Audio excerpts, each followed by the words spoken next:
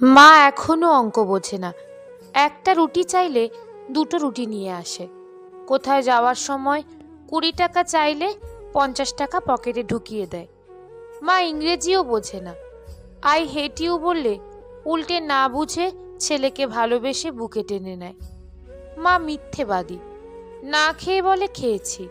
পেটে খিদে থাকার সত্ত্বেও নিজে না খেয়ে প্রিয় খাবারটা ছেলের জন্য যত্ন করে তুলে রাখে।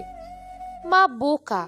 সারা জীবন কলুর বলদের মতো রান্নাঘর আর আমাদের ভালো মন্দের পিছনে কাটিয়ে দেয়। মা চোর। বন্ধুদের সাথে পিকনিকে যাব বললে রাতে বাবার পকেট থেকে টাকা চুরি করে আমাকে দিয়ে দেয়। মা নির্লজ্জ।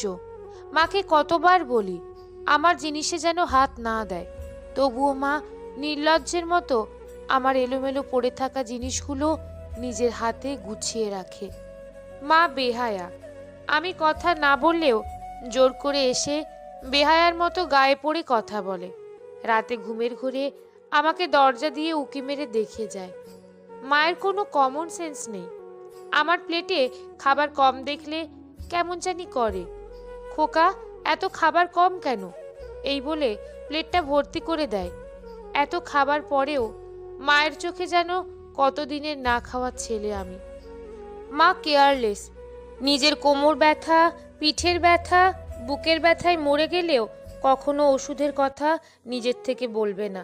অথচ আমাদের একটা কাশিতে তার দিনটা যেন ওলট পালট হয়ে যায়। ডাক্তার, হাকিম, বৈদ্য সব এক করে বসে। মা আনস্মার্ট। অনেক মায়ের মতো মা দামি দামি শাড়ি পরে না, ভ্যানিটি ব্যাগ ঝুলিয়ে স্মার্টফোন হাতে নিয়ে ঘুরতেও যায় না।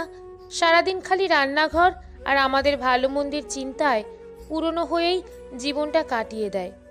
মা স্বার্থপর। নিজের সন্তান ও স্বামীর জন্য মা দুনিয়ার সব কিছু ত্যাগ করতে পারে।